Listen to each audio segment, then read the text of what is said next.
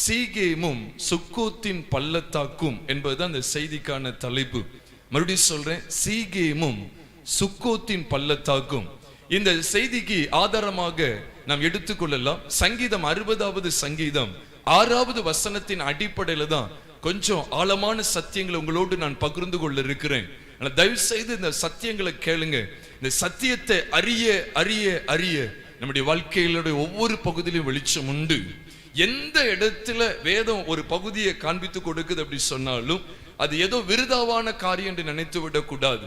வேதத்தின் எந்த பகுதியா இருந்தாலும் அந்த பகுதியின் மூலமாய் நம்மோடு கூட கர்த்தர் பேசுகிறார் என்கிற உணர்வோடு கூட தான் வேதத்தை நீங்களும் நானும் கவனித்தறிந்து வாசிக்க அழைக்கப்பட்டிருக்கிறோம். சங்கீதம் 60வது சங்கீதம் 6ஆம் வசனத்திலே நீங்களும் நானும் பார்க்கிறோம், தேவன் தமது பரிசுத்தத்தை கொண்டு விளம்பினார், ஆகையால் களி கூறுவேன். தேவன் தமது பரிசுத்தத்தை கொண்டு விளம்பினார், ஆகையால் களி கூறுவேன். சீகேமை பங்கிட்டு சுக்கோத்தின் பள்ளத்தாக்கை அளந்து கொள்ளுவேன் என்று சங்கீதக்காரன் தாவீது இவ்விதமாய் கர்த்தருடைய சமூகத்திலே அல்லது கர்த்தருடைய நாமத்திலே அவர் பேசுகிறத நீங்களும் நானும் பார்க்கிறோம். இந்த சங்கீதம் 60வது சங்கீதம் நம்ம எல்லாருக்குமே தெரியுது, இது தாவீதின் சங்கீதம் தான். இது ஒரு போதக சங்கீதம். இந்த சங்கீதத்தினுடைய பின்னணியை நீங்கள் அறிய விரும்புவீர்கள் என்றால், சீரியர் பலவிதமான சீரியர்களோடு, சீரியர் அப்படின்னு சொல்லப்பட்ட பல கூட்டத்தார அவர்கள் தாவீதுடைய சேனையும் முறியடித்த சமயத்திலே, அதிலே விசேஷமாக ஏதோமியர்ல உப்பு பள்ளத்தாக்கு அப்படிங்கிற ஒரு இடத்துல ஏதோமியர்ல ஏறக்குறைய 18,000 பேரை யோவாபு முறியடித்த போது அங்கு பாடப்படுகிற ஒரு பாட்டு என்று சொல்லிதான் நீங்களும் நானும் 1 நாளாகமத்தின் புஸ்தகம் 18வது அதிகாரத்தின் அடிப்படையில விளங்கி கொள்கிறோம். ஆனா சங்கீதத்துல 12,000 அப்படின்னு சொல்லி சொல்லப்பட்டிருக்கும். அதுல 18,000 12,000 அப்படின்னு சொல்லும் போது சில இடத்துல தொகை கொஞ்சம் வித்தியாசப்படும். ஆனா 18,000 பேரை அவன் உப்பு பள்ளத்தாக்கில கொன்று போட்டான் என்று சொல்லி நாளாகமத்தின் புஸ்தகத்துல வாசிக்கிறோம். ஆனா சங்கீதம் 60ல 12,000, அதாவது 12,000, அதாவது 12,000 என்று சொல்லப்பட்டிருக்கு. அதனால ரொம்ப குழப்பிக்கிட வேண்டாம். சில இடத்துல இந்த தொகையை கொஞ்சம் வித்தியாசமா காண்பிக்கப்பட்டிருக்கும். அது ஆண்டவர்கிட்ட தான் நம்ம கேட்கணும். இஸ்ரவேல் ஜனங்கள் எகிப்தில் அடிமைப்பட்டு இருந்தது 400 வருஷமா 430 வருஷமான்னு கேட்டா ஒரு வசனத்தை வச்சு 400 வருஷம்னு சொல்லி சொல்லலாம், இன்னொரு வசனத்தை வைத்து 430 வருஷம்னு சொல்லலாம். தாவீது ஈசாயினுடைய வீட்டுல 7வது பிறந்தவனா 8வது பிறந்தவனா கேட்டா ஒரு வசனத்தை வைத்து அவன் 7வது பிறந்தவன் 7வது ஆன மனுஷன் சொல்லலாம். அல்லது இன்னொரு வசனத்தை பிடித்து கொண்டா அவன் 8வது குமாரன் என்று சொல்லியும் அடையாளப்படுத்த கூடும். அல்ல ஒரு சில வித்தியாசங்கள் இருக்கும். ஆனாலும் கர்த்தர் சில வசன வெளிச்சங்கள் மூலமா ஆண்டது எல்லாவற்றையும் என்ன செய்வார், அது சரியாக நமக்கு ஒழுங்காக அமைத்து தருவார். அப்போ இந்த உப்பு பள்ளத்தாக்குல ஒரு பெரிய ஜெயத்தை தந்த சமயத்துல தான் உங்களுக்கும் எனக்கும் போதக சங்கீதமாக இந்த சங்கீதம் காணப்படுகிறது என்று சொல்லி இந்த சங்கீதம் ஆரம்பிப்பதற்கு முன்பாக ஒரு சில வார்த்தைகளாய் கொடுக்கப்பட்டிருக்கிறது, அடைப்பு குறிக்குள், அதாவது பிராக்கெட்ஸ்ல கொடுக்கப்பட்டிருக்குது. அதை வைத்து நீங்களும் நானும் விளங்கிக் கொள்ளலாம். அந்த சாட்சியை விளக்குவதற்காக தான் 6 நரம்பு அந்த கிண்ணறத்திலே போதிப்பதற்காக பாடின சங்கீதமாக நீங்களும் நானும் இங்கே பார்க்கிறோம். பொதுவா எந்த சங்கீதமாக இருக்கட்டும், எந்த புஸ்தகமாக இருக்கட்டும், அன்றைக்கு பரிசுத்த மனிதர்கள் பரிசுத்த ஆவியினாலே ஏவப்பட்டு பேசினார்கள் என்று நீங்களும் நானும் நன்கு அறிவோம். நல்ல கவனிங்க, இன்னைக்கு ஆண்டவர் உங்களோடு கூட பேச இருக்கிறார். நம்ம எல்லாருக்குமே தெரியும், வேதத்தில் உள்ள ஒவ்வொரு எழுத்துமே ஒவ்வொரு வார்த்தையுமே பரிசுத்த ஆவியினால் ஏவப்பட்டு பரிசுத்த மனிதர்கள் பேசினதும் எழுதினதுமான வாக்கியம் என்பதை நீங்களும் நானும் நன்கு அறிவோம். கர்த்தருடைய பரிசுத்த நாமம் மகிமைப்படுவதாக. அப்ப அன்றைக்கு தாவீதுக்கு ஒரு வெளிப்பாடு கிடைத்தது. அப்ப தேவன் தமது பரிசுத்தத்தை கொண்டு விளம்பினார், ஆகையால் களி கூறுவேன் என்று அங்கு அவர் சொல்லுகிறார். ஆகையால் ஒரு களி கூறுதல் உண்டாகுது.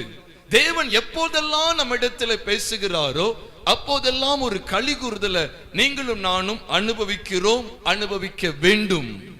என்ன மனுஷனுடைய வார்த்தை அல்ல, வானத்தையும் பூமியையும் படைத்த தேவ சமூகத்தில் நீங்களும் நான் அமர்ந்து வேதத்தோடு அமர்ந்து இருக்கும் போது, அல்லது சில ஊழியக்காரர்கள் வேதத்தை எடுத்து போதிக்கிற சமயத்தில் தேவன் தமது வார்த்தைகள் மூலமாய் நம்மோடு பேச பேச பேச நம்முடைய ஆவி ஆத்துமா சரீரம் எல்லாம் களிகூர்ந்து காணப்பட வேண்டும் என்பதை கர்த்தருடைய பிள்ளைகள் விளங்கிக் கொள்ள வேண்டும்.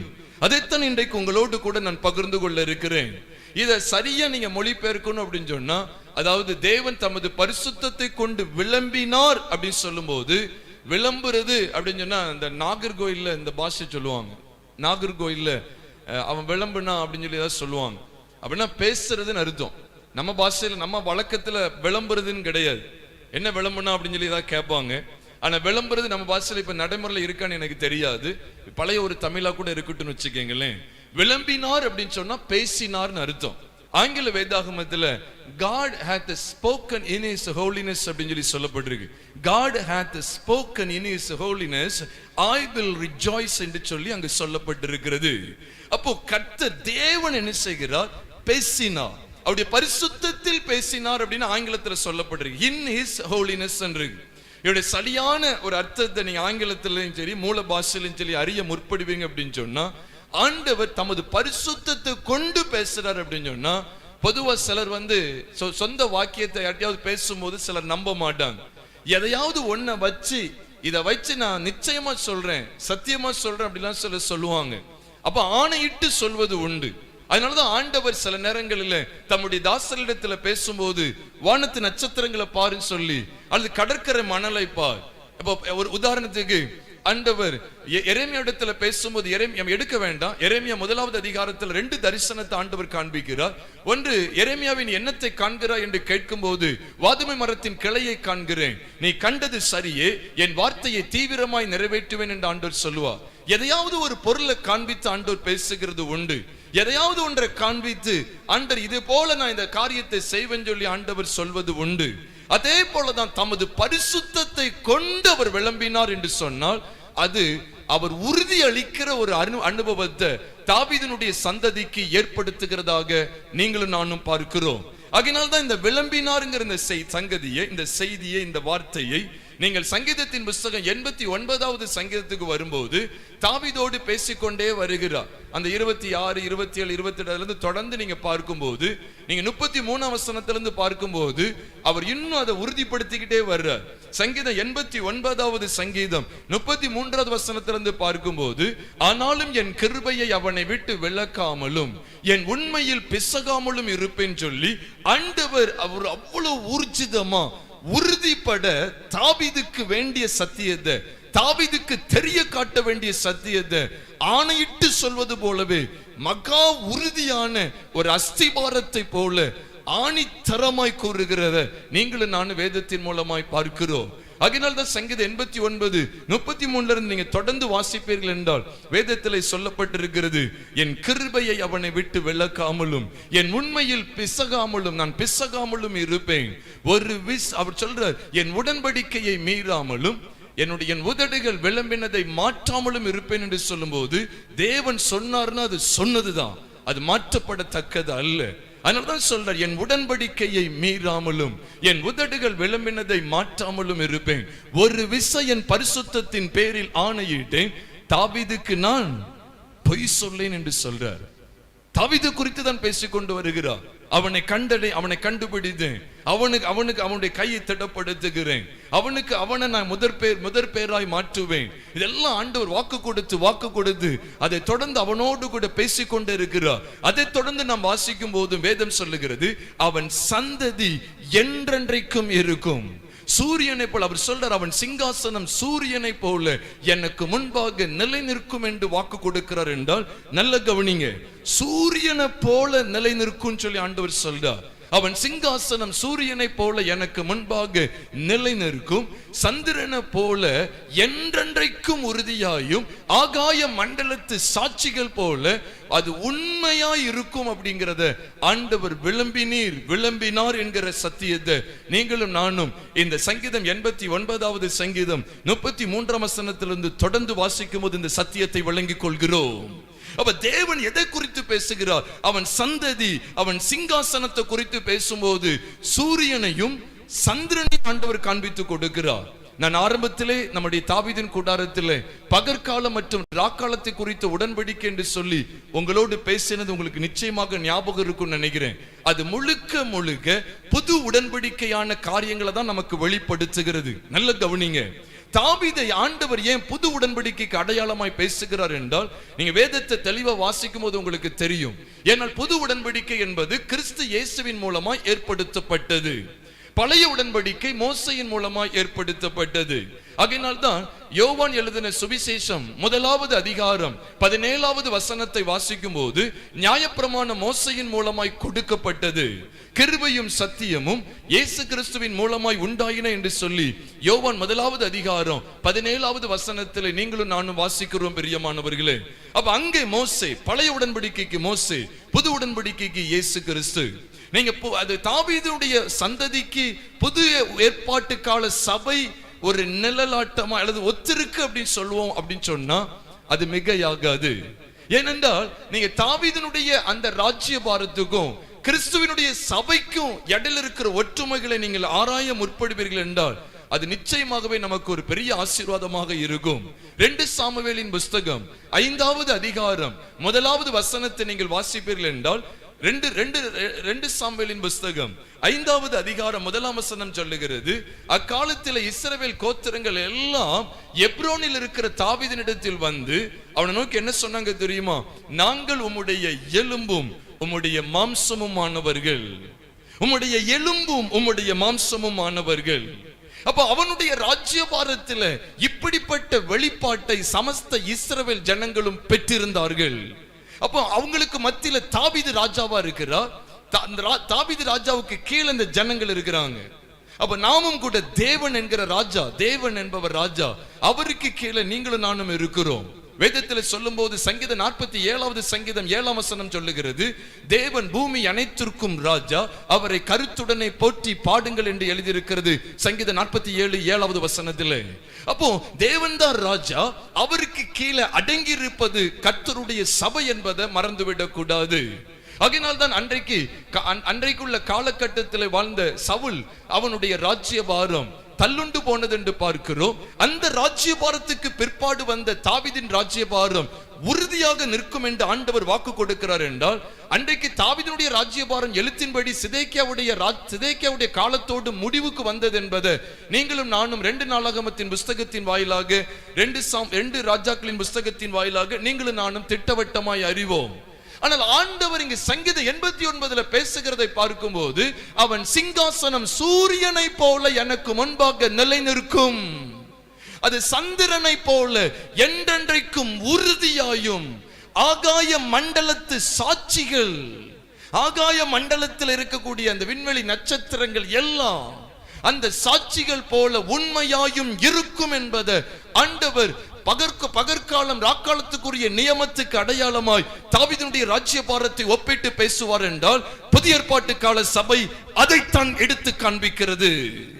அதனால்தான் 2 சாமுவேல் 5வது அதிகாரம் 1ஆம் வசனத்திலே இஸ்ரவேல் ஜனங்களுக்கு, தாவீதுக்கும் இஸ்ரவேல் ஜனங்களுக்கும் இடையில இருந்த ஒரு ஆழ்ந்த வெளிப்பாடு அங்கே புதிய ஏற்பாட்டு கால சபைக்கும் கிறிஸ்துவுக்கும் இடையில இருக்கிறது என்பதை வெட்ட வெளிச்சமாய் நமக்கு காண்பித்துக் கொடுக்கிறது. எபேசியர் 5வது அதிகாரம் 30வது வசனம். அங்கே 2 சாமுவேல் 5, இங்க எபேசியர் 5.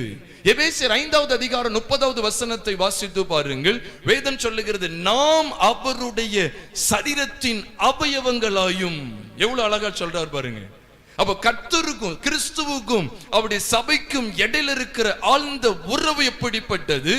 நாம் அவருடைய சரீரத்தின் அவயவங்களாயும் அவருடைய மாம்சத்துக்கும் எலும்புகளுக்கும் உரியவர்களாயும் இருக்கிறோம் என்று சொல்லும் போது, இதுதான் அதுதான் இது. அதனாலதான் தாவீதுடைய ராஜ்யபாரத்தை நிலையான ராஜ்யபாரமா வேதம் நமக்கு காண்பித்து கொடுக்கிறது என்றால், விழுந்து போன தாவீதின் கூடாரத்தை திரும்பவும் அவர் எடுப்பித்து அதில் பழுதாய் போனதை, அதன் திறப்புகளை அடைத்து அதில் பழுதாய் போனதை சீர்படுத்தி பூர்வ நாட்களில் இருந்தது போல அதை மறுபடியும் ஸ்தாபிப்பேன் என்று இதை செய்கிற கர்த்தர் சொல்லுகிறார் என்று ஆமோஸ் தீர்க்கதரிசன புஸ்தகத்திலே 9வது அதிகாரம் 12ஆம் வசனத்திலே நீங்களும் நானும் வாசிக்க கூடும். நல்ல கவனிங்க. அதனாலதான் தாவீதின் ராஜ்யபாரம், தாவீதினுடைய அந்த ஆளுகை, இதெல்லாம் புதிய ஏற்பாட்டு கால சபைக்கு ஒத்திருக்கிறது என்பதை வேதம் காண்பித்து கொடுக்கிறது. நீ எழுத்தின்படி பாத்தீங்கன்னா சிதேக்கியாவோட அற்று போனதும் தெரியும். ஆனா இன்றைக்கு வரைக்கும் அந்த ராஜ்யபாரத்தினுடைய அது நிழல், அதனுடைய நெஜம் கிறிஸ்து, அது இன்னைக்கு வெளிப்படுத்தப்பட்டு கொண்டே இருக்கு. இன்றைக்கும் அந்த ராஜ்யபாரம் இருந்து கொண்டே இருக்கு.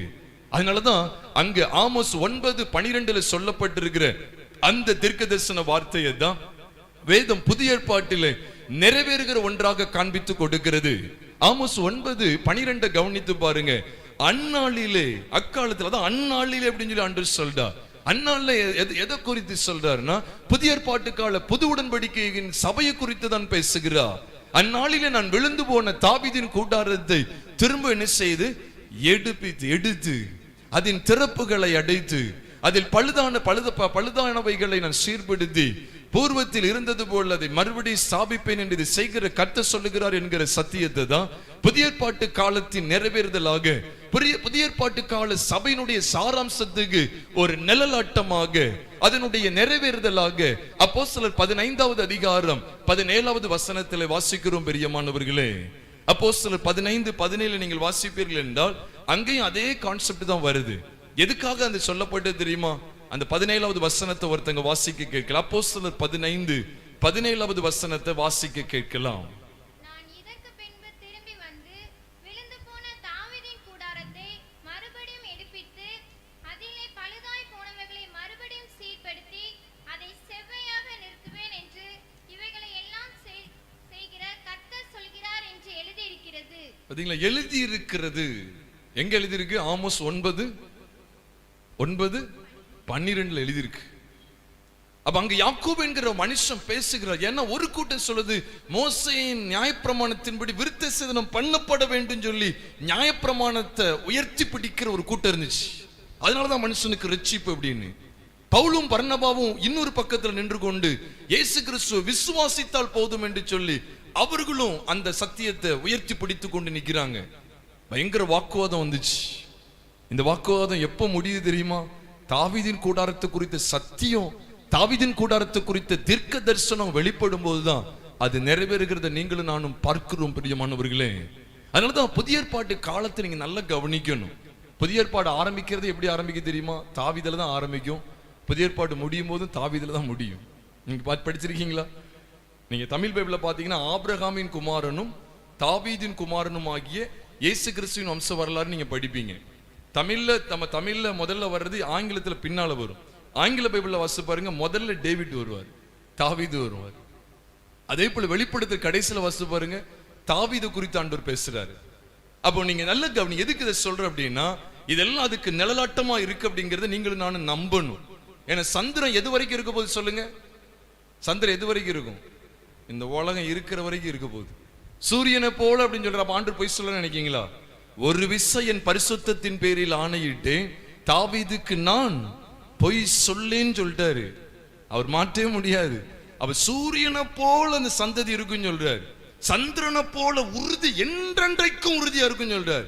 அப்ப சூரியன் சந்திரனை ஆகாயத்து மண்டல சாட்சிகளை சொல்றாரு அப்படின்னாலே நீங்க விளங்கிக் கொள்ளணும், வானம் பூமி இருக்கிற வரைக்கும் ஆரனுடைய ஆசாரித்துவம் இருக்காது.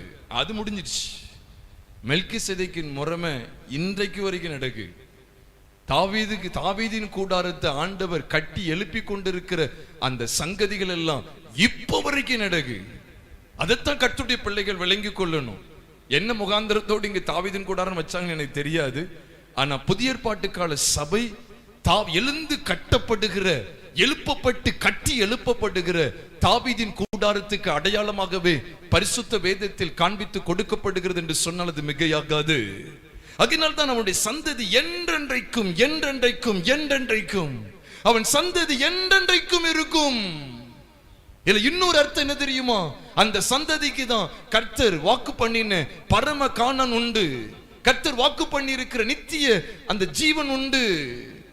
அந்த தாவீதின் ராஜ்யபாரம் எப்படி நம்ம ஆபிரகாமின் சந்ததியை கிறிஸ்துவின் சந்ததிக்கு அடையாளமாக கலாத்தியர் 3வது அதிகாரம் 16வது வசனத்தின் அடிப்படையில் அடையாளப்படுத்திக் கொள்ளுகிறோமோ அவ்வாறு அவ்வண்ணமாகவே தாவீதின் கூடாரம் கிறிஸ்துவின் சபைக்கு அடையாளமாய் இருக்கு என்பதை அங்கு யாக்கோபு என்கிற மனுஷன் பெரிய வாக்குவாதத்துக்கு முற்றுப்புள்ளி வைக்கும் முகாந்தரமாய் பகிர்ந்து கொள்வதை அங்க எல்லாரும் கேட்கிற ஒரு சூழ்நிலையை ஆவியானவர் அப்போஸ்தலர் 15வது அதிகாரத்திலே நமக்கு திட்டவட்டமாய் காண்பித்து கொடுக்கிறார். அன்றைய பரிசுத்த நாமத்துக்கு மகிமை உண்டாவதாக. இதை நீங்க முதல்ல நீங்க நல்ல தெளிவா அறியும் போதுதான், இதை அறியதான் இதற்கப்புறம் தாவீதுக்கு வெளிப்பாடு கிடைத்தவர் பேசுகிறார் பாருங்க, அந்த சங்கதிகள் எல்லாம் புலப்பட ஆரம்பிக்கும். இப்ப நீங்க வாங்க சங்கீதம் 60வது சங்கீதம். அங்கே 6வது வசனத்தின் அடிப்படையில் தான் கர்த்தருடைய வார்த்தைகளை நம்ம தியானிக்கிறோம். நான் முதல்ல உங்கள்கிட்ட பேசுன என்ன அப்படின்னா, தேவன் தமது பரிசுத்தத்தை கொண்டு தாவீதுக்கு என்ன விளம்பினார் அப்படிங்கறத நீங்களும் நானும் கவனிக்க அங்க என்ன ஒரு வெளிச்சத்தை ஆவியானவர் காண்பித்து கொடுக்கிறார் என்றால், புதிய ஏற்பாட்டு கால சபை என்றென்றைக்கும் இருக்கக்கூடிய ஒரு சபை. அது இந்த பூமி ஒளிந்து போகும் மட்டும், உபத்திரவ காலத்துக்கு முன்பு வரைக்கும், கர்த்தருடைய சபை எடுத்துக்கொள்ளப்படுற வரைக்கும் அது இங்கதான் இருக்க போகுது. அதை ஒருவரும் அழித்து விட முடியாது. இதற்கு பிறகு வேறு ஒரு ஆசாரியத்துவ முறையோ அல்லது வேறு ஒரு பலியோ வேறு ஒரு நபருடைய இரத்தமோ சிந்தப்பட போகிறதே இல்லை.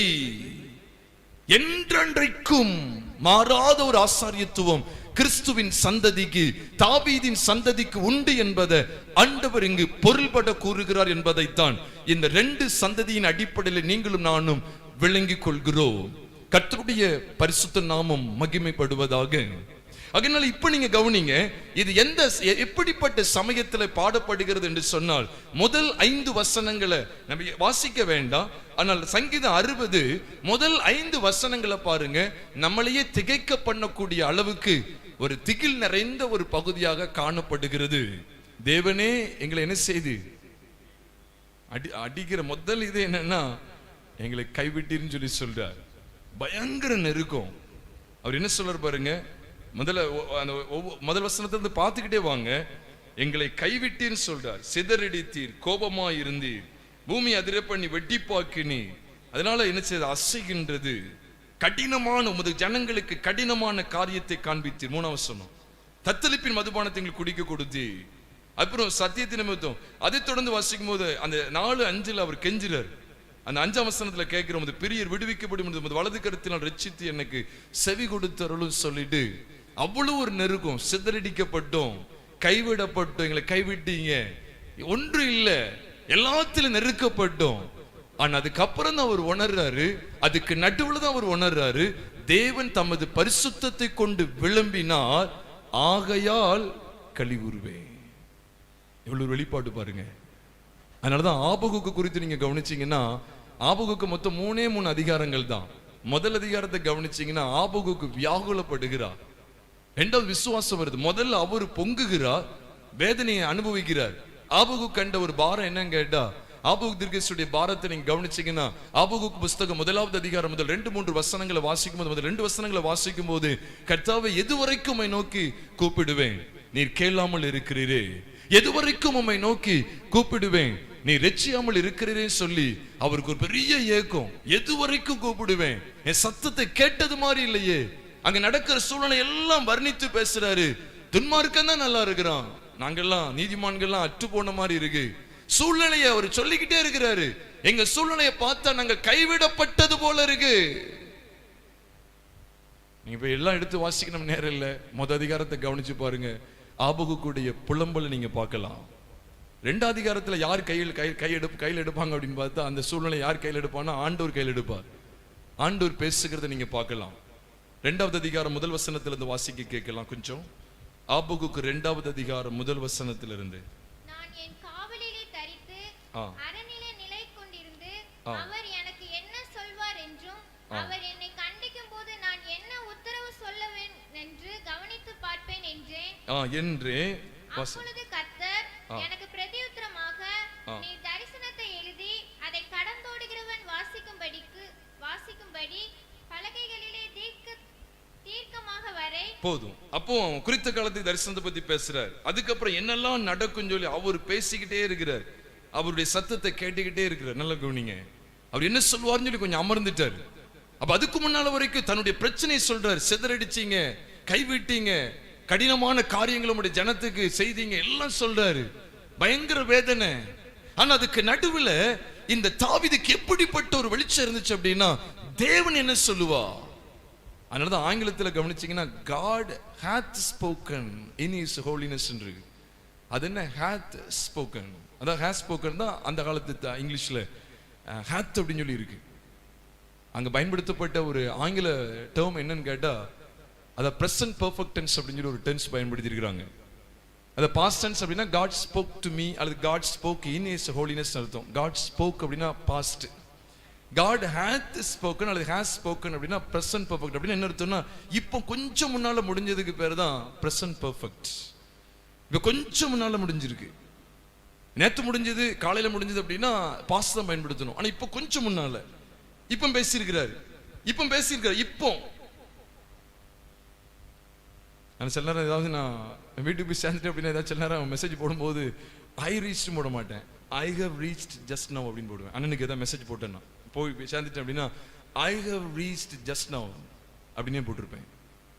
ஏன் இந்த ஹாவ் ஹேஸ் அப்படின்னு பயன்படுத்துறாங்க அப்படின்னு கேட்டா பிரசன்ட் பர்ஃபெக்ட். இப்போ பேசியிருக்கிறாரு. இப்போ இன்னும் அடுத்து கொஞ்சம் ஒரு 2 நிமிஷம் ஆனோம்னா 1 நிமிஷம் ஆகுதா அப்பவும் பேசியிருக்கிறாரு, இப்போ பேசியிருக்கிறார், இன்னும் பேசியிருக்கிறாரு. அதனாலதான் இம்மட்டும் உதவி செய்தார் அப்படின்னு சொல்லி அவருக்கு எபனேசன் பேர் வைக்கிறாங்களே. hitherto பைபிள்ல ஆங்கில பைபிள் அப்படிதான் இருக்கு. hitherto hath the Lord helped us. hath the Lord helped us. அதாவது God the Lord hath helped us. Present பர்ஃபெக்ட்ல தான் இருக்கு. இம்மட்டும் அடுத்து பாத்தீங்கன்னா அது வரைக்கும் பேசுறாரு, இன்னும் பேசுறாரு. இப்போ ஒரு 5 செகண்டுக்கு முன்னால முடிஞ்சிட்டா அப்பதான் பேசியிருக்கிறாரு. 5 செகண்டுக்கு முன்னாலதான் பிரசன்ட் பர்ஃபெக்ட் பேசுறாரு. God speaks. I am not taking grammar class, but I am explaining to you about what exactly happened in the life of a psalmist. சங்கீதக்காரனுடைய வாழ்க்கையில் என்ன நடக்குன்னு கொஞ்சம் கவனிங்க. தேவன் பேசுறாரு. சிதறடிக்கப்பட்ட நிலைமை, கைவிடப்பட்ட நிலைமை, கடினமான காரியங்களை சுமந்து கொண்டு போகிற நிலைமை. வனாந்திரம் அப்படிதான். இந்த வனாந்திரத்தில் எதை காமிச்சிட்டே இருப்பார் தெரியுமா? உனக்கு பாலும் தேனும் ஓடுகிற தேசம் இருக்கு. ஆனா அதை மட்டும் தான் பேசுவாரு. பாலும் தேனும் ஓடுகிற தேசம் இருக்கு.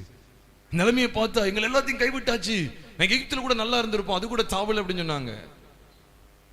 ஆண்டோடைய சத்தம் என்ன தெரியுமா? அந்த சத்தம் கேட்க கேட்க கேட்க கலிகூறுதல் உண்டாகணும். ஆகையால் கலிகூறுவேன். அது எதை குறிக்க தெரியுமா? ஃபியூச்சர்.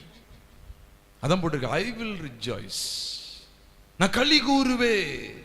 அடுத்த சொல்றாரு, நான் சீகேமை பங்கிட்டு சுக்கோத்தின் பள்ளத்தாக்கை அளந்து கொள்ளுவே. அப்ப தாவீதுக்கு ஒரு வெளிச்சம் கிடைக்கு. தேவன் என்கிட்ட பேசினா நான் களி கூறுறதோடு மாத்திரம் இல்ல, நான் எதெல்லாம் பங்கிடணுமோ அதை பங்கிடுவேன், எதெல்லாம் நான் அளவிடுவேனோ அதெல்லாம் அளந்து கொள்வேன். இந்த சீகேமை சுக்கோத்தை எதை காண்பிக்க தெரியுமா? நித்திய ராஜ்யத்தை குறிக்கி. எல்லாத்துக்கும் வசனம் உங்களுக்கு காண்பிக்கிறேன். வசனம் இல்லாம நான் எதுக்கு பேசணும்? சும்மா ஏன் பேசணும்? உங்களுக்கு எனக்கு ஆறுதல் எது தெரியுமா?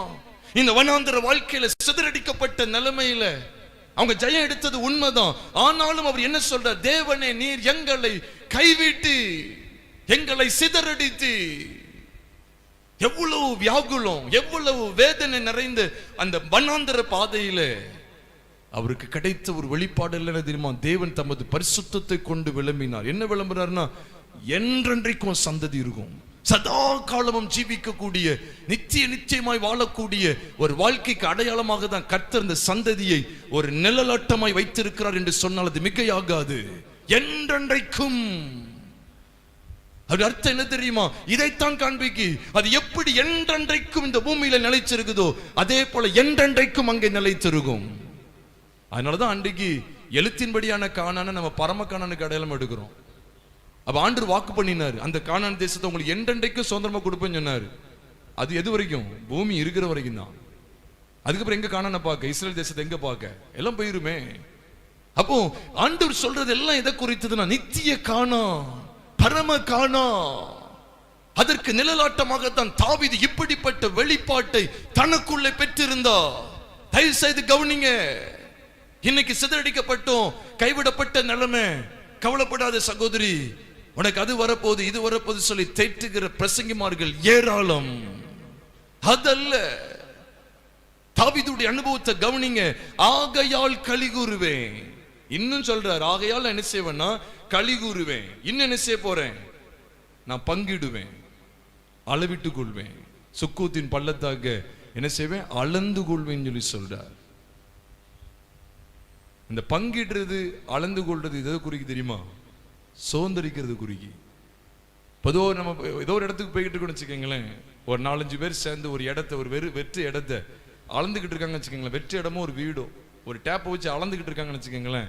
நம்ம மைண்டுக்கு உடனே என்ன வரும் தெரியுமா? இந்த வீடு என்ன செய்ய போகுது, இன்னொருத்தன் கைக்கு சுதந்திரமா போக போகுதுன்னு தான் நம்ம நினைப்போம். ஒரு இடத்த எதுக்கு அளப்பாங்க? சும்மா நேரம் பொழிஞ்சு அளப்பாங்களா? அளக்க மாட்டாங்க. ஒரு இடத்த பங்கிடுவாங்க. எதுக்குன்னா சுதந்திரத்தை பங்கிட்டு கொடுக்க சொன்னார். நம்ம எல்லாருக்குமே தெரியும். யோசுவாவின் புஸ்தகம் 12, 13, 14 ஆகிய அதிகாரங்கள் எல்லாம் வாசிக்கும் போது அந்த சுதந்திரம், கானான் தேசத்தினுடைய சகல எல்லைகளும் அதனுடைய வெளிநிலங்கள் யாவும் அது சீட்டு போடப்பட்டு பங்கிடப்பட்டது. அப்ப பங்கிட்டு கொடுப்பது அப்படின்னாலே சுதந்திரிக்கிறதுக்கு அடையாளம். நான் பங்கிடுவேன், சீகேமை பங்கிடுவேன். அதான் நான் சீகேமை பங்கிட்டுன்னு போட்டிருக்கு. அப்படி அர்த்தம் I will divide Shechem. அது மாத்திரம் I will meet out the valley of Sukkot அப்படின்னு சொல்லி சொல்லப்பட்டிருக்கு. சுக்கோத்தின் பள்ளத்தாக்கை நான் அளந்து கொள்வேன், மீட் பண்ணுவேன் சொல்றார். மீட்னா MET, மீட் அவுட், அளப்பேன். டேப் வச்சு அளப்பாங்களா, அதே மாதிரி அளக்குறாரு. அங்கேயும் அப்படிதான் சொல்லப்பட்டிருக்கு. அப்ப இந்த சுக்கோத், இந்த சீகேம் எதை குறிக்கிறது? வேதத்தை கொஞ்சம் கவனிப்போம். இந்த சீகேமை நான் பங்கிடுவேன் சொல்றாரு. எப்ப தெரியுமா? தேவன் என்கிட்ட பேசினா மட்டும் தான் நடக்கும். அவர் என்கிட்ட பேசுறாரு. இன்னைக்கு பேசுறாரு, காலையில பேசுறார், மதியம் பேசுறார், ஒவ்வொரு நாளும் ஒவ்வொரு சமயத்திலும் பேசுகிறார், பேசுகிறார், பேசுகிறார். என்னோடு விளம்புகிறார். எனக்குள்ளே களிகூறுதல் வருது. எதுக்காக கர்த்தர் பேசுறார்? நீ தான் கத்திரியே, கைவிட்டுட்டாரு, சிதறடிச்சிட்டாரு, கடினமான காரியத்தை எனக்கு அனுப்பிட்டாருன்னு சொல்லி கத்திரியே. அப்ப கர்த்தர் பேசணும், கர்த்தருடைய சத்தத்தை கேட்கணும். அந்த சத்தத்தை கேட்க ஒவ்வொரு நாளும் காலையில் அமர்ந்து தேவ சத்தத்தை கேட்க இந்த வேதத்தோடு அமர்ந்து அவருடைய சத்தத்தை கேட்க எனக்குள்ளே களிகூறுதல் உண்டாகும். நித்தியத்தை குறித்த நிச்சயம் எனக்குள்ளே உண்டாகும். தாவீதுக்கு அப்படிப்பட்ட ஒரு அனுபவம் இருந்தது. அதனாலதான் சொல்றாரு, நான் என்ன செய்வேன்? சீகேமை பங்கிட்டு சுக்கோத்தின் பள்ளத்தாக்கை அளந்து கொள்வேன். இந்த ரெண்டு இடமும் எதற்கு அடையாளமாய் காண்பிக்கப்பட்டிருக்கு, எதற்கு அடையாளமாய் அல்லது சிருஷ்டாந்தமாய் கொடுக்கப்பட்டிருக்கிறது என்பதை வேத வசனத்தின் அடிப்படையில் உங்களோடு நான் பகிர்ந்து கொள்ளட்டும். கர்த்தருடைய பரிசுத்த நாமத்துக்கு மகிமை உண்டாவதாக. ஆதியாகமத்தின் புஸ்தகம் 33வது அதிகாரம் 17 மற்றும் 18 ஆகிய 2 வசனங்களை வாசிக்கும் போது இந்த ரெண்டு இடமும் நமக்கு திட்டவட்டமாய் காண்பிக்கப்பட்டிருக்கிறது. நீங்க வாசிக்கிறதுக்கு முன்னால் அந்த இடத்தை அதை வச்சுக்கங்க, கையில வச்சுக்கங்க. ஆதியாகமத்தின் புஸ்தகம் 33வது அதிகாரம் 17 மற்றும் 18 நீங்க எடுத்து வச்சுக்கங்க. இந்த 2 வசனத்துல சொல்லப்பட்டிருக்கு, இந்த 2 இடங்களும் சொல்லப்பட்டிருக்கு. இதை வாசிக்கிறதுக்கு முன்னால ஒரு காரியத்தை சொல்லி விடுகிறேன். இது எந்த சமயத்துல யாக்கோபுடைய வாழ்க்கையில நடந்திருக்கிறது என்று சொன்னால் நம்ம எல்லாருக்குமே தெரியும். யாக்கோபு தன்னுடைய சகோதரனை ஏமாற்றி தன் தகப்பனிடத்தில் ஆசீர்வாதங்களை சுதந்திரித்துக் கொண்டான் என்கிற சங்கதி எல்லாம் உங்களுக்கு எனக்கும் தெளிவாக தெரியும். இது நிமித்தமா ஏசா அவன் மேல் கோபமாகி அவனை கொலை செய்யணும் சொல்லி அவன் தீர்மானிக்கிறதையும் நீங்களும் நானும் நன்கு அறிவோம். இதை அறிந்த ரெபெக்காள் பிற்பாடு ஈசாக்கு இவர்கள் ஒரு காரியத்தை செய்கிறார்கள். ரெபெக்காளுடைய சகோதரன் லாபான் அவன் பதான் அராமில இருந்தபடியினாலே அந்த பதான் அராமுக்கு நீ போக வேண்டும் என்று சொல்லி யாக்கோபை வழிவிட்டு அனுப்புகிறது. ஆதியாகமத்தின் புஸ்தகம் 28வது அதிகாரத்தின் முதல் 10 வசனங்களின் அடிப்படையில் நீங்களும் நானும் விளங்கிக் கொள்கிறோம். அப்ப அவங்க வழிவிட்டு அனுப்பும் போது இவன் பதான் அராமுக்கு கடந்து போகும்போது தான் ஒரு சொப்பனத்தை கண்டு அங்க ஒரு பெத்தேல் என்கிற அனுபவத்தில் தேவனை தரிசிக்கிற ஒரு மேன்மையான அனுபவத்தை அவன் கண்டடைந்து அவன் தலையின் கீழ் வைத்து அந்த கல்லை அது தூணாக அது அபிஷேகம் பண்ணி இந்த கல் தேவனுக்கு வீடாக என்கிற ஒரு பெரிய வெளிப்பாட்டையும் அந்த இடத்துல பெற்று கடந்து சென்றான் என்பது நீங்களும் நானும் நன்கு அறிவோம். இன்னொரு அத்தனை சுருக்கமாக சொல்லுகிறேன். அவன் லாபான் வீட்டுக்கு வந்து ஏறக்குறைய 7 வருஷங்கள் அளவும் லேயாளுக்காக வேலை செய்து, அடுத்து ஒரு 7 வருஷம் அளவும் ராகேலுக்காக வேலை செய்து, அதற்கு தொடர்ந்து 6 வருஷம் மந்தைகளுக்காக ஆட்டு மந்தைக்காக வேலை செய்தான் என்று சொல்லி பாடுபட்டான் என்று சொல்லி ஆதியாகமத்தின் புஸ்தகம் 31வது அதிகாரம் 41வது வசனத்திலே மிக தெளிவாக காண்பிக்கப்பட்டிருக்கிறது. ஆதியாகமம் 31:41 இந்த 20 வருஷ காலம் நான் பாடுபட்டேன்னு சொல்லி அவர் சொல்லுகிறது. அப்போ 7 + 6 ஆகிய 20 வருஷ காலம் அவன் பாடுபட்டதை நீங்களும் நானும் நன்கு அறிவோம். இந்த 20 வருஷ கால முடிவுல தான் பிற்பாடு தேவ சத்தவனுக்கு கேட்கிறது. ஆதியாகமத்தின் புஸ்தகம் 32வது அதிகாரத்தில் நாம் பார்க்கும்போது அங்கே 13வது வசனத்தை முதல்ல வாசிக்க கேட்கலாம். ஒரு நிமிஷம். ஆதியாகமத்தின் புஸ்தகம் 31வது அதிகாரம் 13, 32 இல்ல 31, 13 வாசிக்க கேட்கலாம்.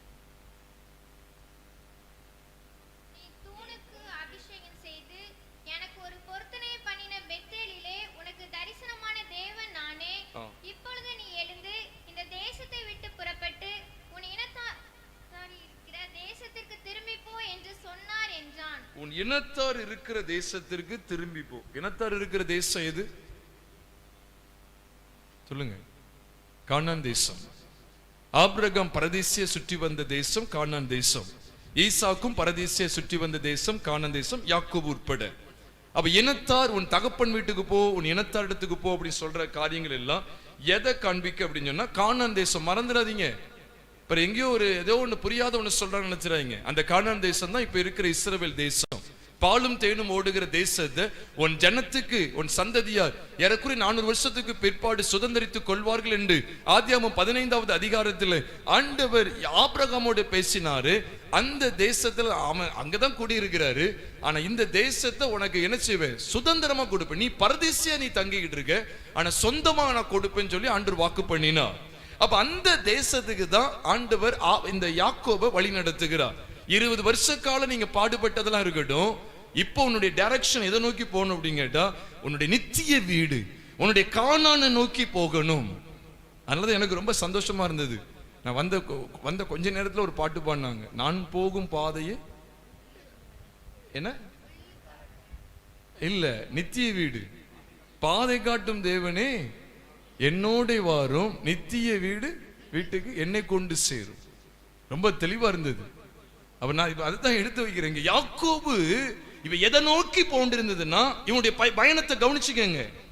சும்மா நீங்க மேலோட்டமா மேய்ந்ததெல்லாம் போதும், ஆழமா படிங்க, சத்தியத்தை ஆழமா படிங்க. அன்றைக்கு இருந்த கானான் அது பரம கானானுக்கு அடையாளமா இருக்கிறது. அதனாலதான் அதை அல்ல, அதிலும் மேன்மையான பரம தேசத்தையே விரும்பினார்கள் என்று சொல்லி அது கொப்பனையை காண்பிக்கப்பட்டிருக்கிறது. அப்ப அன்னைக்கு அவங்க எகிப்தில் இருந்து விடுதலையாகி வண்ணாந்தரத்தில் வழிநடத்தப்பட்டு கானானை நோக்கி பயணித்தது போல நீங்களும் நானும் உலகம் என்கிற எகிப்திலிருந்து விடுதலையாகி இந்த வண்ணாந்தர வாழ்க்கையில பலவிதமான பாடுகளுக்கு நடுவில் பரம கானானை நோக்கி பயணிக்கிறோம் என்கிற வெளிப்பாடு கர்த்தருடைய சபைக்கு தேவை. அதைத்தான் இங்க காண்பித்துக் கொடுக்கிறார். யாக்கோபு யாருக்கு அடையாளமா இருக்கிறான்? கர்த்தருடைய சபை. நீ 20 வருஷ காலமாய் கட்டப்பட்டிருந்தது போதும். 20 வருஷ காலம் நீ வேதனை அனுபவிச்சதெல்லாம் போதும். நீ எழுந்து என்ன செய்? உன் இனத்தாரிடத்திற்கு போ, உன் தேசத்துக்கு போன்னு சொல்லி ஆண்டவர் சொல்லுகிறார் என்றால் இது எதை குறித்த சத்தமாக நீங்களும் நானும் பார்க்க வேண்டுமே. ஆனால் பரம கானானுக்கு நம்மை தேவன் அழைக்கிறார். அன்னைக்கு தேவன் வாக்குத்தத்தம் பண்ணின ஒரு பூமி தேசம் என்று அழைக்கப்பட்டது கானான். இன்றைக்கு உங்களுக்கு எனக்கும் பரம கானான் தேவனால் வாக்குத்தத்தப்பட்ட தேசமாய் பூமியாய் காணப்படுகிறது என்பதை கர்த்தருடைய பிள்ளைகள் அறியாது இருக்க வேண்டாம். அதே யாக்கோபு சத்தத்தை நீங்களான்னு கேட்டு இஸ்ரேல் தேசத்துக்கு போலாமா? போ, லட்சக்கணக்கை செலவழிச்சு அதை சொல்லல, அதுல வெளிப்பாடு இருக்கு. கானானை நோக்கி போ. அப்ப இவன் என்ன செய்யறான்? எல்லாத்தையும் எடுத்துட்டு கானானுக்கு போகும்போதுதான் இப்ப நாம் பார்க்கிற இந்த ஆதியாகமம் 33வது அதிகாரத்துல கானானுக்குள்ள வரப்போறான். வர்றதுக்கு கொஞ்சம் முன்னாலதான் வாசிக்க கேட்கலாம். 17 மற்றும் 18 ஆகிய 2 வசனங்களை சேர்த்தே வாசிக்க கேட்கலாம். ஆதியாகமம் 33 17 18. யாக்கோபு சுக்கோத்திற்கு பிரயாணம் பண்ணி தனக்கு ஒரு வீடு கட்டி தன் மிருக ஜீவன்களுக்கு கொட்டாரங்களை போட்டான். அதனாலே அந்த ஸ்தலத்துக்கு சுக்கோத் என்று பெயரிட்டான். யாக்கோபு பதான் அராமிலிருந்து வந்த பின் கானான் தேசத்தில் இருக்கிற சாலேம் என்னும் சீகேமுடைய பட்டணத்திற்கு அருகே சென்று பட்டணத்திற்கு எதிரே கூடாரம் போட்டான். வாசிக்க கேட்ட இந்த 2 வசனங்கள்ல ஒன்று சுக்கோத்தை குறித்து நீங்க பாக்குறீங்க. சுக்கோத் அவன் தான் பேரே வைக்கிறான். இந்த சுக்கோத்தை குறித்து நான் பின்னால பேசுறேன். சுக்கோத் இரண்டாவது சீகேம் என்று சொல்லப்பட்டிருக்கு. இந்த சுக்கோத் என்பது கானான் தேசத்தின் எல்லைக்கு உள்ள இல்ல, கானான் தேசத்தின் எல்லைக்கு வெளியில இருக்கு. நல்லா கவனிக்கணும். ஒவ்வொரு வசனங்களை தயவு செய்து நல்லா கவனிங்க. இப்ப வீடு கட்டி என்று சொல்லப்பட்டுதான் வேதத்திலே முதல் முறை இந்த வீடு கட்டுகிற ஒரு அனுபவம் இங்க இதான் முதல் இடத்துல வரும்னு நினைக்கிறேன். முதல் இடத்துல வீடு கட்டுற ஒரு அனுபவமே இங்கதான் வருது. அப்ப சுக்கோத் ஒரு நிரந்தர ஸ்தலமாகவே அவன் அங்க அந்த நாள்ல பாவிக்கிறான். அது வரைக்கும் கூடாரம் போட்டுக்கிட்டே வந்த மனுஷன் வீட்டை கட்டுற அப்படின்னு சொல்லும்போது ஒரு வீடுங்கிறது நிலையான ஸ்தலத்துக்கு அடையாளமா இருக்கிறது. அப்போ அந்த இடத்துல ஒரு வீடை கட்டி தன் மிருக ஜீவன்களுக்கு கொட்டாரங்களை போட்டான் என்று பார்க்கிறோம். அதனால இந்த ஸ்தலத்திற்கு என்ன பெயர் வைத்தானா? சுக்கோத். அது வாசஸ்தலம், சுதந்திரிக்கப்பட வேண்டிய ஒரு இடத்துக்கு அடையாளமாக தான் அங்கு வீடு கட்டினான் என்கிற ஒரு வார்த்தை பயன்படுத்தப்பட்டிருக்கு. நீங்க அதுக்கு முன்னால எங்கெல்லாம் நீங்க வாசிச்சு பாருங்க, வீடு கட்டினது மாதிரி நீங்க எங்கேயுமே பார்க்க முடியாது. அப்ப முதல் முறை ஒரு வீட்டை கட்டுற ஒரு பார்க்கிற ஒரு இடத்தை நீங்க பார்க்கிறோமே சுக்கோத். இந்த சுக்கோத் கானான் தேசத்துக்கு கொஞ்சம் முன்பாக இருக்கக்கூடிய ஒரு இடம். அடுத்த வசனத்துல பார்க்கிறோம், யாக்கோபு பதான் அராமில் இருந்து வந்த பின் கானான் தேசத்தில் இருக்கிற சாலேம் என்னும் சீகேமுடைய பட்டணத்திற்கு அருகே. அப்ப கானான் தேசத்துக்குள்ளதான் எந்த பட்டணம் இருக்கு? சீகேம் இருக்கு. கானான் தேசத்துக்கு வெளிப்புறத்துல என்ன இருக்குங்க? சுக்கோத் இருக்கு.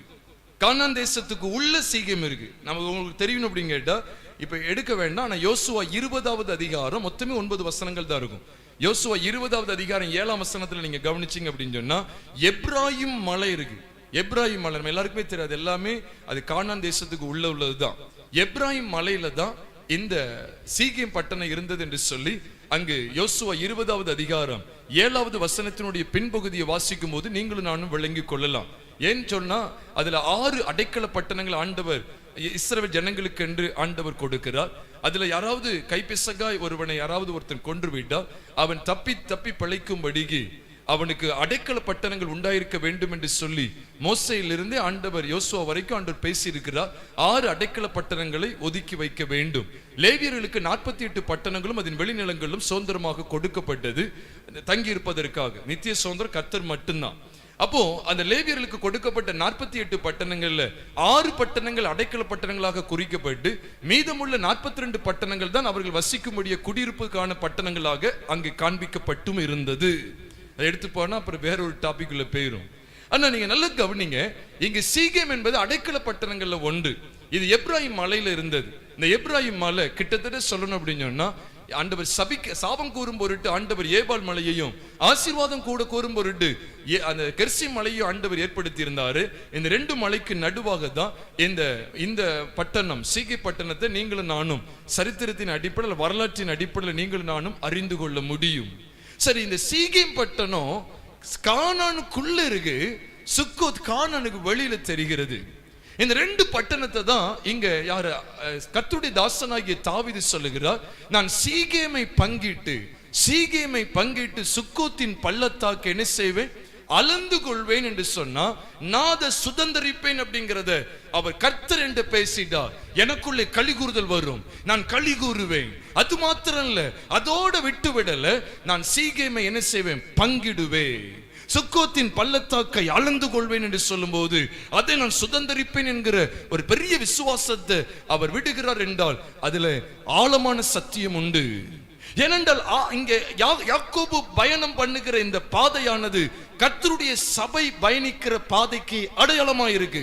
ஏனென்றால் யாக்கோபு கர்த்தருடைய சந்ததி, தேவனால் தெரிந்து கொள்ளப்பட்ட மனுஷன். ஏசாவை வெறுத்தேன், யாக்கோபை சிநேகித்தேன் என்று சொல்லும் போது சபை கர்த்தரால் சிநேகிக்கப்பட்ட ஸ்தானத்தை பெற்றிருக்கிறது. அப்ப யாக்கோபு நம்ம எல்லாருக்கும் தெரியும், அவன் கர்த்தருடைய சந்ததியாய் அறியப்பட்டிருந்ததுனால இந்த யாக்கோபு கர்த்தருடைய சபைக்கு அடையாளமாய் இருக்கிறான்.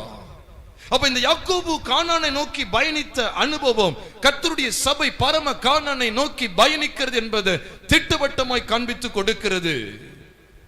இவன் சுக்கோத்துக்கு வந்த உடனே என்ன செஞ்சான் பாருங்க, ஒரு வீட்டை போட்டுட்டான். இந்த சுக்கோத்து இன்னும் விளாவரியா சொல்லணும் அப்படின்னு கேட்டா, கானான் தேசத்துக்கு முன்பாக யோர்தான் இருந்துச்சு. யோர்தானுக்கு இப்புறத்துல தான் இந்த சுக்கோத் இருந்தது. யோர்தானுக்கு அப்புறம் போயிட்டீங்கன்னா கானான் தேசத்தின் எல்லை. நல்லா கவனிங்க, ஏன்னா இஸ்ரவேல் ஜனங்க கானானை கடந்த உடனே எந்த எல்லையை பிடிச்சிருவாங்க?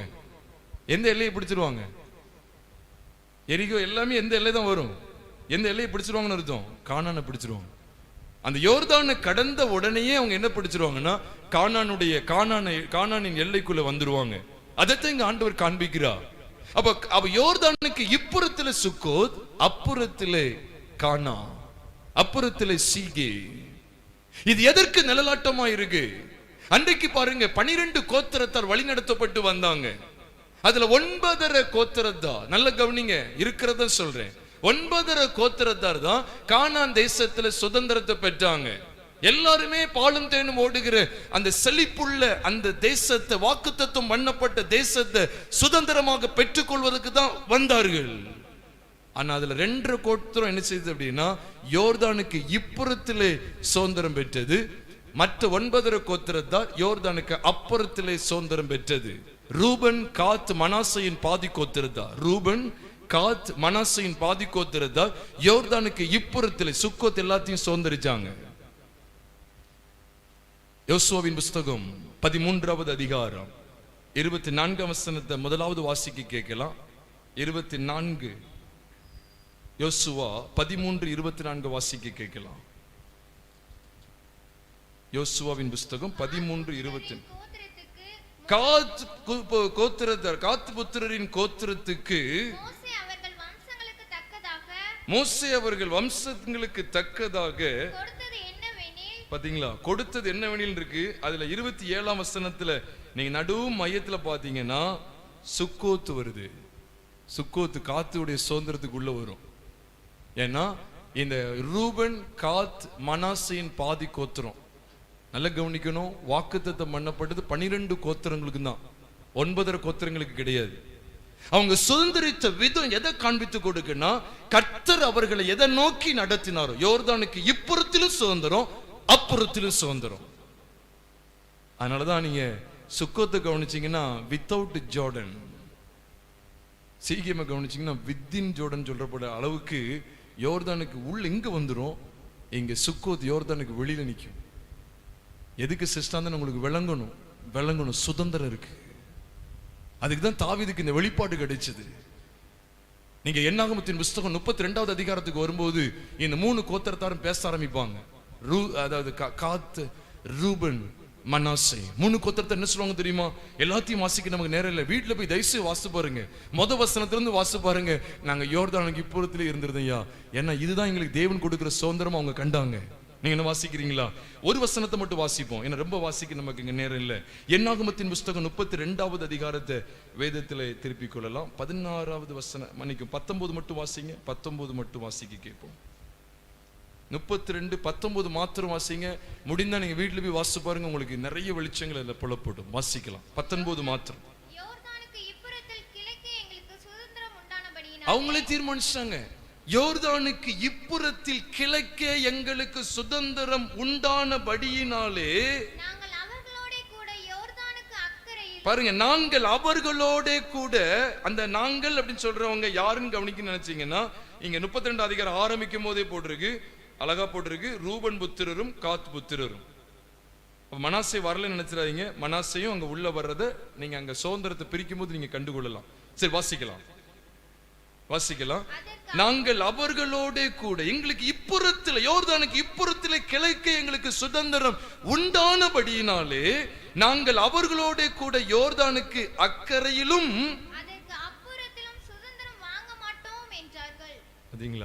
அதற்கு அப்புறத்தில் என்ன செய்ய மாட்டோம், சுதந்திரம் வாங்க மாட்டோம். அப்ப ஒரு கூட்டம் அதை கர்த்தர் ஆமோதித்தார், அங்கீகரித்தார். கேட்டா அங்கீகரித்தார். இல்ல உங்களுக்கு சுதந்திரம் கிடையாதுன்னு ஆண்டவர் சொன்னாரா? கிடையவே கிடையாது. சுதந்திரம் கிடையாதுன்னு சொன்னா அன்னைக்கு சீட்டு போட்டு எல்லாரும் எடுக்கும்போது காத் புத்திரருக்கு நம்ம என்ன வாசம்? யோசுவா 13:24 மறுபடியும் கொஞ்சம் பாருங்க. யோசுவா 13:24 கொஞ்சம் கவனிங்க. அழகா போட்டிருக்கு. 24 காத் புத்திரரின் கோத்திரத்துக்கு மோசே அவர்கள் வம்சங்களுக்கு தக்கதாக கொடுத்தது என்னவெனில். அப்போ ஒரு எத்தனையோ பட்டணம் கொடுத்துருக்காங்க. நான் சொல்லுவேன், ஒரு பானை சோத்துக்கு ஒரு சோறு பதம். நீங்க சுக்கோத்தை நசுக்குனா போதும், யோர்தானுக்கு இப்புறத்தில் உள்ள தேசத்தை அவங்க கட்டி கொண்டாங்க, சுதந்திரமா எடுத்துக்கொண்டாங்க. சீகேம் அப்படி லேச நசுக்கி பார்த்தா போதும், கானான் தேசத்தை அவங்க சுதந்திரிச்சாங்க. ஏன்னா அதுக்கு ஒரு சோறு அங்க காமிச்சு கொடுக்காரு சீகேம், இங்க யோர்தானுக்கு இப்புறத்துல சுக்கோத். அப்ப தாவீது உடனே எல்லாத்தையும் சொல்லல அப்படின்னு கேட்க கூடாது. அந்த 2 தான் நமக்கு வெளிப்பாடு. இதை தான் நீங்க பிடிக்கணும். ஆண்டு ஒரு புள்ளிதை இப்ப நீங்க தான் கோடு போடணும். அதுலதான் நீங்க அப்படியே ஆழமா பார்க்க தாவீதுக்குள்ள ஒரு வெளிப்பாட பாருங்க. தேவன் தமது பரிசுத்தத்தை கொண்டு விளம்பினா. இன்னைக்கு என்ன ஆயிரு தெரியுமா? நிறைய பேர் சொல்றாங்க, தேவன் என்கிட்ட பேசிட்டாரியா, இந்த வருஷத்தின் முடிவில் எனக்கு ஒரு ப்ரொமோஷன் தருவேன்னு சொல்லி பேசியிருக்கிறாரு. நல்லா இருக்கு. ஊர்ல இருக்கிற எல்லாருக்கும் ப்ரொமோஷன் ஆண்டவரா கொடுக்காரு.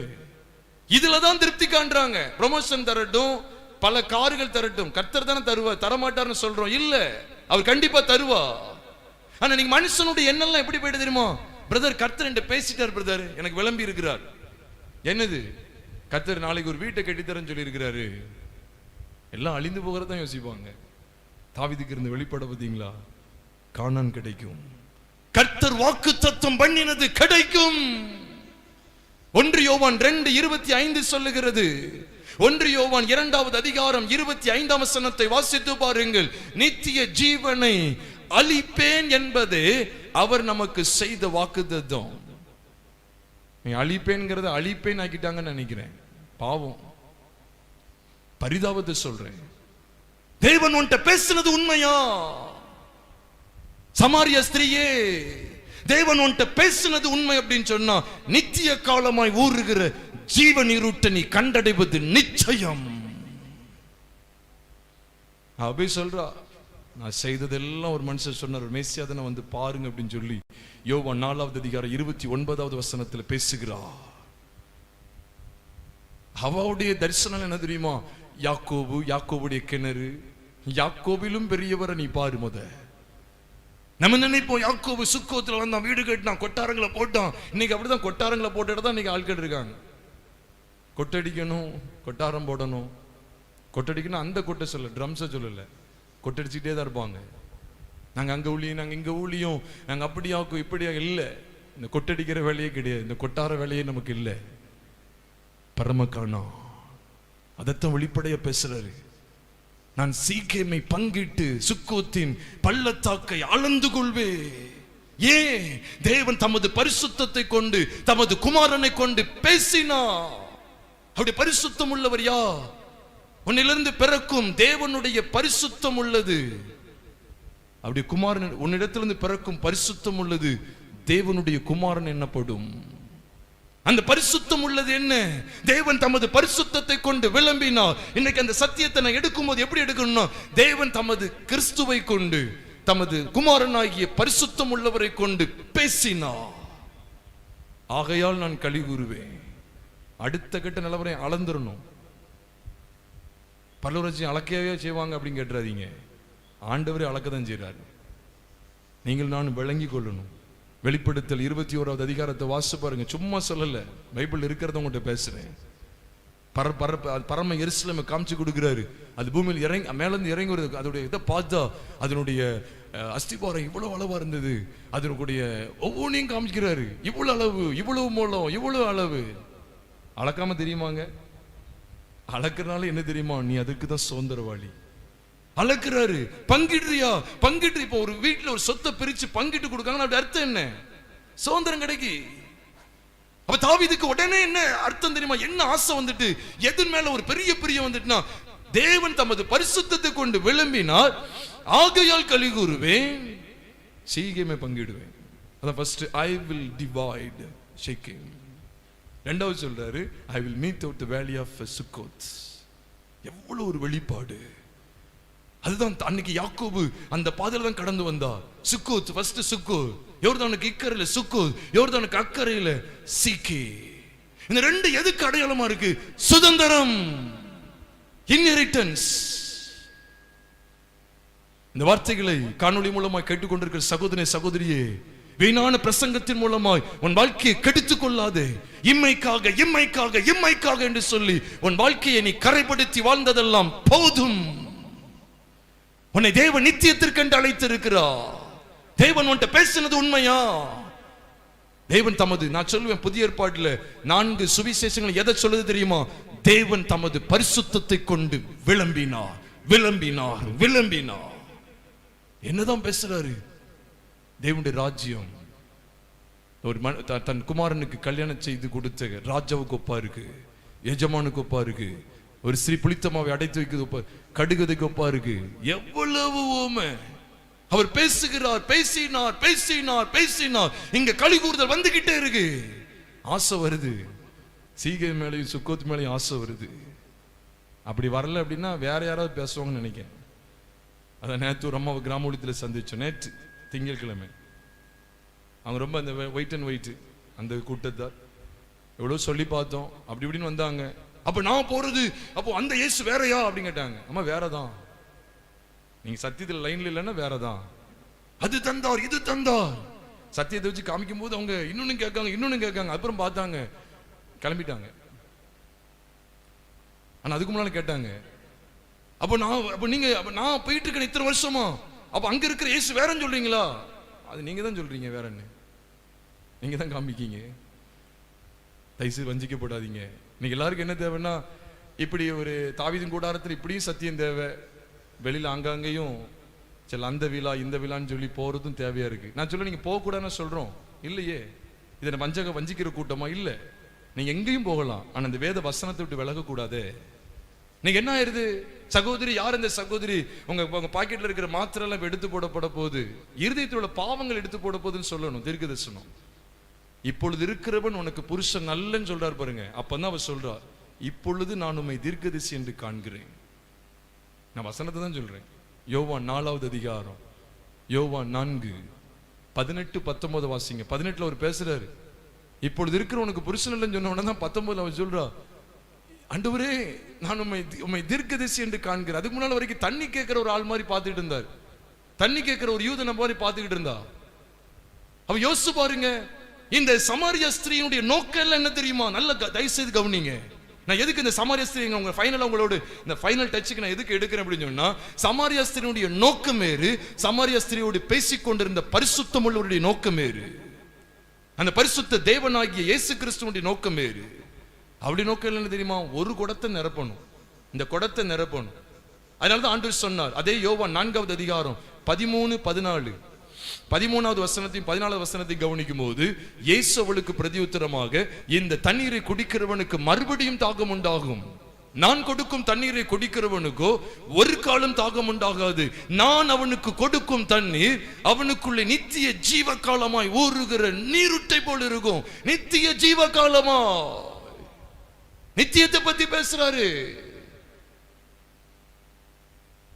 இன்னைக்குள்ள ஆட்களா இருந்தா, ஏமா ஒரு குடம் தண்ணி நினைக்க, எனக்கு ஒரு 100 குடம் தண்ணி ஆண்டவர் தரப்போறார் பாரு அப்படின்னு சொல்லிடுவாங்கன்னு நினைக்கேன். அவன் அந்த 5 பேர் இல்ல, இன்னும் 50 பேரோடு கூட வாழ்வா. அவர் பேசுறதுல என்ன தெரியுமா? அப்பத்தை தேடி வர்றாங்க, ஜீவப்பத்தை காமிச்சு கொடுத்து அவங்களை அனுப்புறாரு. இவ தண்ணீரை தேடி வர்ற, ஜீவ தண்ணீரை எடுத்துக்க அப்படின்னு சொல்றாரு. அவர் எங்க செழிப்பை பிரசங்கிக்கிற ஆட்கள் இங்கே. அதனாலதான் அவளை எப்படி அவளை சந்திக்கிறார் பாருங்க. ஏன்னா அவளை குறித்து வேதம் சொல்லுது, அதே யோவான் 4வது அதிகாரம் 22வது வசனத்தை வாசித்தீங்கன்னா 22:22 சொல்லுது, நீங்கள் அறியாததை தொழுது கொள்ளுகிறீர்கள், நாங்கள் அறிந்திருக்கிறதை தொழுது கொள்ளுகிறோம், ஏனெனில் ரட்சிப்பு யூதர்கள் வழியாய் வருகிறது. அவர் மூலம் தான் வருது. நீ அறியாததை தொழுது கொள்ற, அப்ப நான் எனக்கு என்ன வெளிப்பாடு வருதுன்னா, நான் அறியாததை தொழுது கொள்ள இருக்கிற வரைக்கும் இந்த சரீரத்துக்காக தான் நான் பிரயாசப்படுவேன். உங்களுக்கு புரியும் நினைக்கிறேன். கொஞ்சம் ஆழமா சிந்திங்க. அவ சொல்ற ஆழமா தண்ணி இருக்கு, நீங்க கொஞ்சம் ஆழமா சிந்திங்க. நான் அறியாததை தொழுது கொண்டுட்டு இருக்கிற வரைக்கும் இந்த இயேசுதானா தேவன் தமது பரிசுத்தத்தை கொண்டு விளம்பின ஸ்தாங்க சொல்றாரு. அவர் பேசினது உண்மை. எந்த கிறிஸ்துங்க மற்ற வார்த்தைகளை விட தேவனுடைய ராஜ்யத்தை குறித்து அதிகமாய் பேசின அந்த கிறிஸ்துவ தான் சபை பின்பற்றுகிறதா? இல்ல தேவனுடைய ராஜ்யத்துக்கே எந்த ஒரு வழியையும் காண்பித்து கொடுக்காம வேற எதையோ பேசிக் கொண்டிருந்த அந்த கிறிஸ்துவை இன்னைக்கு சபை பின்பற்றுகிறதா? யோசிங்க. தேவன் பேசினாரா? நீங்க உடனே சொல்லிருந்தாங்க, ஆண்டவர் பேசினார், இந்த வருஷம் எனக்கு இந்த காரியம் செய்வேன்னு சொல்லி இருக்கிறாரு. அதனால எனக்கு ரொம்ப ஆச்சரியமா இருக்கு. எல்லாம் இந்த அழிந்து போகிற பொருட்களை தான் முன்வைக்காங்க. அழியாத ராஜ்யம் 70 வருஷமா, கோடான கோடி வருஷமா, எவ்வளவு வருஷம் பாருங்க. அதை யோசிங்க. அதனாலதான் அதுக்கு சிருஷ்டாந்தமா தாவீது ஆண்டவர் காண்பித்து கொடுக்கிறார். சிதறடிச்சிங்க, கைவிட்டீங்க, எல்லாம் இருந்துச்சு. இப்ப அவருடைய வாஞ்செல்லாம் எது மேல போயிட்டு பாத்தீங்களா? நான் சீக்கிரமே பங்கிடுவேன். விசுவாச பாத்தீங்களா? சீக்கிரமே பங்கிடுவேன், எனக்கு ஒரு பங்கு வரும். சுக்கோத்தின் பள்ளத்தாக்கை அளந்து கொள்வேன், அளப்பேன் சொல்றார் ஒரு ராஜா. அளப்பேன், இந்த 2 எனக்கு வேணும். ஏன்னா அவருக்கு தெரியும், பூர்வத்தில் யாக்கோபு நடந்து வந்த பாதை அது. பூர்வத்திலே எகிப்திலே 430 வருஷம் அடிமைப்பட்டு இருந்து பிற்பாடு வாதைகள் மூலமாய் அதை தொடர்ந்து கர்த்தர் கிரியை செய்து வெளியே கொண்டு வரப்பட்ட இஸ்ரவேல் ஜனங்கள் கடந்து வந்த பாதைகள் அது. அதை அறிந்து கொண்டதுனாலதான் இவ்வளவு தைரியமா சொல்றாரு, இந்த சுக்கோத்தை என்ன செய்வேன், சுக்கோத்தின் பள்ளத்தாக்கை அளந்து கொள்வேன். நம்ம ஆராய்ந்து பார்ப்போமா? அதனாலதான் ஆபகுக்கு வியாகுலம் வேதனையில் இருந்த மனுஷன் 2வது அதிகாரத்துல தேவ சத்தத்தை கேட்டுட்டான். 3 அதிகாரத்துல பாக்குறோம், ஆபகுக்கு நான் களி கூறுவேன்னு சொல்றார். அத்திமரம் துளிர் விடாமல் போனாலும் அத்திமரத்தை வாக்கு பண்ண முடியாதுமா? இப்படிப்பட்ட ஆபகுக்குலாம் நீங்க எழும்பணும்னு சொல்லி நினைச்சுக்கங்க. துயரப்பட்டுக்கிட்டு இருந்தா, இது அப்படி நடக்க, அவங்க நல்லா இருக்காங்க, நான் இப்படி இருக்கேன், அவங்க அப்படியா, நான் இப்படி இருக்கிறேனே, துன்மார்க்கன்லாம் நல்லா இருக்கிறான், ஆகாதவள் வழிதான் வாய்க்குது, நான் இப்படி இருக்கிறேனே புலம்பிக்கிட்டு இருக்கிறாரு. கர்த்தர் பேசுறார், ஆபகுக்கு 2 நாள்ல தன் விசுவாசத்தினால் நீதிமான் பிழைப்பான். பேசிக்கிட்டே இருக்கிறாரு, பேச பேச அதுக்கப்புறம் நீங்க 3வது அதிகாரம் முதல் 3 வசனங்களை வாசி பாருங்க. அவர் பேசினாராம், அவருடைய சத்தத்தை கேட்டு என் குடலை குழம்பிட்டு திருப்புறாரு, இவனை தசை திருப்புறாரு. 3வது அதிகாரம் முடியும் போது, அந்த சாப்டரே முடிய போகுது, அந்த புஸ்தகமே முடிய போகுது. சொல்றாரு 17, 18, 19 வாசி பாருங்க.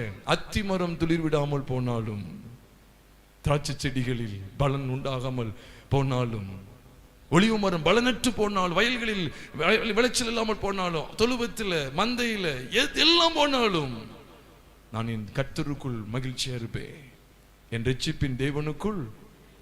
இந்த கலிகுரு தான் அங்க வருது. எதுக்காக இப்படி ஒரு வெளிப்பாடு? ஆபோகிட்ட கேளுங்க, என்னாச்சியா புலம்பிக்கிட்டு இருந்தியே, சிதறடித்தீர், கைவிட்டீர், அப்படி ஆகும் இப்படி ஆகும், எவ்வளவு நாள் உண்மை நோக்கி கூப்பிடுவேன், ஒரு சத்தமும் கொடுக்க மாட்டீங்கன்னு சொல்லி எவ்வளவோ பேசி புலம்பினீரே, உமக்கு என்னாச்சுன்னு கேட்டீங்கன்னா சொல்லுவார், 2வது அதிகாரத்துல ஆண்டவர் பேசிட்டாரு, சத்தத்தை கேட்டேன், தேவன் தமது பரிசுத்தத்தை கொண்டு விளம்பினார், விசுவாசத்தினாலே நீதிமான் பிழைப்பார். ரோமர் 1வது அதிகாரம் 17வது வசனத்திலும் சொல்லப்பட்டிருக்கு. கலாத்தியர் 3:11 சொல்லப்பட்டிருக்கு, விசுவாசத்தினால் நீதிமான் பிழைப்பான். அங்க சொல்லப்பட்டிருக்க கலாத்தியர் 11, ரோமர் 1வது அதிகாரம் 17வது வசனம், இதெல்லாம் யாரை பத்தி சொல்லப்படுதுன்னா கிறிஸ்துவை விசுவாசிக்கிறத குறித்து. அப்ப அங்க இங்க கொண்டு வராருன்னா, தேவன் தமது பரிசுத்தத்தை கொண்டு விளம்பினார், அவர் பேசிவிட்டா, அப்படியே குமாரனை கொண்டு பேசிவிட்டா, நான் களி கூறுவேன். இப்ப அவருக்கு அத்திமரம்லாம் கவலையா இல்லை. அத்திமரத்துக்கு எங்கேயா போறீங்களா?